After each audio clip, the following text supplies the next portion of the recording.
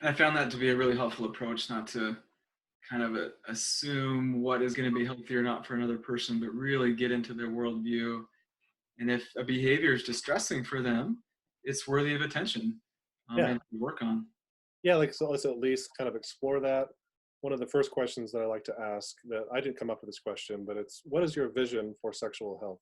Mm, And a lot of people have never thought about, and I hadn't thought about that kind of question until I came across it, honestly, like in grad school. Like, where do you want to go? First of all, what is sexual health to you?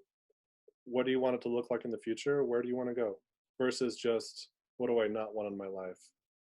And so what often at times happens, as you know, like, client comes into your office and says, I want to stop looking at pornography. Well, part of them wants to stop, right? The part that's talking to you in the room really wants to stop, and the part that talks to their friends or their family or their religious leaders or their spouses, that part wants to stop. But there's this other part that's not talking there in the room that wants to keep going. mm, And at least this is one way of looking at it. And sometimes it's helpful to sort of bring that part to the table too. yeah. Like, there's actually some ambivalence here for some people. Some people are like, nope, I'm ready to stop. I'm committed. And other people feel pretty ambivalent actually, and they've not been able to explore that safely. Because how do you say in a culture or in a relationship where, this is wrong, and everyone around you is saying the same thing? How do you admit to yourself or to anyone else, yeah, I'm kind of ambivalent about changing? Yeah.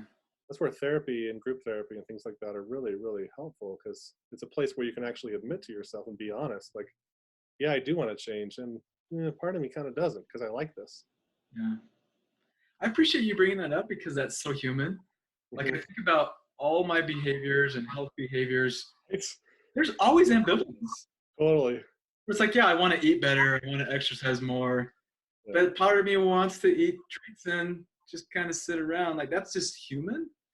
And you're totally. right. It feels unsafe to admit that yeah, part of me might enjoy this activity, viewing sexual images, even though there's a lot of negative consequences, and I don't really want to, and it's against my beliefs. But there's often a reason why we're engaging in that, and I found that we often have a lot of reluctance to admit that because it feels very shameful. But it's Yeah, also very human.